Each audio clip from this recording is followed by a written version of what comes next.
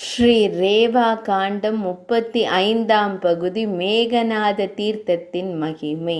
யுதிஷ்டிர மன்னர் கூறினார், சிறந்த பிராமணரே, வடக்கு மற்றும் தெற்கு கரங்களை தவிர்த்து மகாதேவர் நீரின் நடுவில் நிற்பதற்கான காரணம் என்ன? ஸ்ரீ மார்க்கண்டேய முனிவர் கூறினார், அன்பானவரே, இந்த வரலாறு நிகரற்றது, புண்ணியம் தருவது மற்றும் செவிகளுக்கு இனிமையானது. புராணங்களில் கேட்கப்பட்டதை நான் தங்களுக்கு முழுமையாக எடுத்துரைக்கிறேன். மிகவும் மதிக்கப்படுபவரே, திரேதா யுகத்தில் தேவர்களின் எதிரியும் 3 உலகங்களையும் வென்றவரும் பயங்கரமானவரும் தேவர்களுக்கும் அசுரர்களுக்கும் அச்சமூட்டுபவரும் தேவர்கள், தானவர்கள், கந்தர்வர்கள், முனிவர்கள் மற்றும் தபஸ்விகளால் கொல்ல முடியாதவருமான ராவணன் தனது ஆகாய விமானத்தின் மூலம் பூமியை வலம் வந்து கொண்டிருந்தான். அக்காலத்தில் மயன் என்ற அகங்காரம் கொண்ட ஒரு தானவன் விந்திய மலைத்தொடரின் நடுவில் ஒரு குகைக்குள் தவம் செய்து கொண்டிருந்தான். அந்த அரக்கன், அதாவது ராவணன், பணிவுடன் தரையில் அவனை அணுகினான். அவன் வழங்கப்பட்டு மரியாதை மற்றும் தானங்கள் போன்றவற்றால் கௌரவிக்கப்பட்டான். ராவணன் வினவினான், தாமரை இதழ்களை போன்ற விழிகளையும் முழு நிலவை போன்ற முகத்தையும் கொண்ட இந்த பெண் யாருக்கு உரியவள்? அவள் பெயர் என்ன? ஐயா, அவள் ஏன் இந்த கடுமையான தவத்தை செய்கிறாள்? மயன் கூறினார், நான் தானவர்களின் சிறந்த தலைவன் மயன் என்று அழைக்கப்படுகிறேன். என் மனைவியின் பெயர் தேஜோபதி. அவளுடைய சிறந்த மகள் மண்டோதரி என்று நன்கு அறியப்பட்டவள்.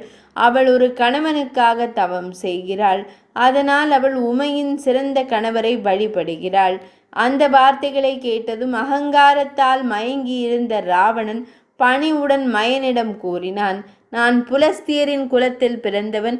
நான் தேவர்கள் மற்றும் தானவர்களின் பெருமையை அடக்கியவன். மிகவும் மதிக்கப்படுபவரே, நான் உங்களை கேட்டுக்கொள்கிறேன். உங்கள் மகளை எனக்கு கொடுப்பது உங்களுக்கு பொருத்தமானது.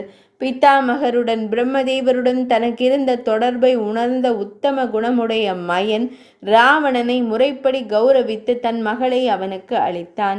அந்த அரக்கன் இரவு நேர சஞ்சாரிகளால், அதாவது அசுரர்களால் தக்கபடி மதிக்கப்பட்டான். அவன் அவளை ஒரு ஆகாய தேரில் ஏற்றி அவளுடன் தேவலோக பூங்காவில் உல்லாசமாக விளையாடத் தொடங்கினான்.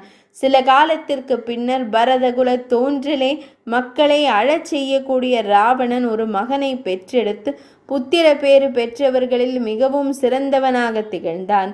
பிறந்த உடனேயே அந்த பிரம்மாண்டமான உடல் அமைப்பு கொண்ட குழந்தை சம்வர்த்தக மேகத்தின் இடி முழக்கம் போன்ற ஒரு பெரும் அலறலை எழுப்பியது. அதனால் உலகங்கள் செயலிழந்தன. அந்த பயங்கரமான கர்ஜனையை கேட்ட உலகங்களின் தாத்தாவான பிரம்மதேவர் அவனுக்கு மேகநாதன் என்று பெயரிட்டார். அவ்வாறு பெயரிடப்பட்ட அவன் ஒரு சிறந்த விரதத்தை மேற்கொண்டு உமையுடன் கூடிய தேவர்களின் தலைவரான சங்கரனை வழிபட்டான். அவன் விரதம், நியமம், தானம், அனுஷ்டானங்கள், ஹோமம், ஜபம் ஆகியவற்றை சாஸ்திர விதிப்படை செய்து கிருச்சிரம் மற்றும் சந்திராயன விரதங்களை மேற்கொண்டு தன் உடலை மெலிதாக்கினான். ஒரு நாள் அவன் கைலாய மலைக்கு சென்று 2 லிங்கங்களை எடுத்து கொண்டு தெற்கு நோக்கி பயணித்தான். நர்மதை நதிக்கரைக்கு வந்ததும் அந்த வலிமை மிக்க தானவன் புண்ணிய நீராட விரும்பினான். அவன் லிங்கங்களை கீழே வைத்துவிட்டு ஜபம் செய்து இறைவனை வழிபட்டான். மன்னரே, அந்த அரக்கன் புண்ணிய தலத்தில் தங்கியதாலும் புனித நீராடியதாலும் அக்னியில் ஹோமம் செய்ததாலும் திருப்தி அடைந்தான். அவன் லங்காபுரிக்கு திரும்ப விரும்பிய போது, சிறந்த மன்னரே, அவன் லிங்கங்களில் ஒன்றை இடது கரத்தினாலும் மற்றொன்றை மற்றொரு கரத்தினாலும் பக்தியுடன் எடுத்தான். ராவணனின் மகன் அந்த மகாலிங்கத்தை எடுப்பதற்குள் அது நர்மதை நதியின் நீரில் விழுந்தது. அவன் போ போ என்று கூறி அதை நீரின் நடுவில் பிரதிஷ்டை செய்தான். பரமேஷ்டி இறைவனை வணங்கிய பின்னர் ராவணனின் மகன் அசுரர்களால் தக்கபடி மதிக்கப்பட்டு ஆகாய மார்க்கமாக சென்றான். அன்று முதல் அந்த தீர்த்தம் மேகநாத தீர்த்தம் என்று நன்கு அறியப்பட்டது. அந்த கர்ஜனை முன்பே கேட்கப்பட்டிருந்தது.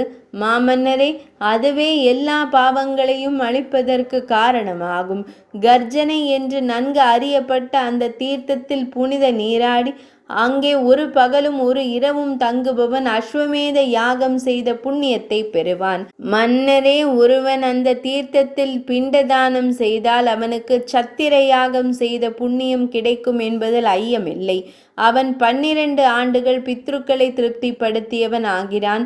பரத குலத் தோன்றலே, மனிதர்களில் சிறந்தவரே, அந்த தீர்த்தத்தில் ஒருவன் 6 சுவைகளும் கொண்ட உணவால் ஒரு பிராமணருக்கு உணவளித்தால், அறுசுவை உணவளித்தால் அந்த பக்தன் அழியாத புண்ணியத்தை பெறுகிறான்.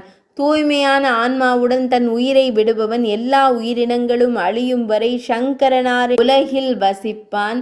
இவ்வாறு மனிதர்களில் சிறந்தவரே, பாசத்தின் காரணமாக கர்ஜனை தீர்த்தத்தின் சிறந்த தோற்றம் உமக்கு எடுத்துரைக்கப்பட்டது. அது எல்லா பாவங்களையும் அழிக்கும் தன்மையுடையது. 35ஆம் அத்தியாயம் இனிதே நிறைவடைந்தது.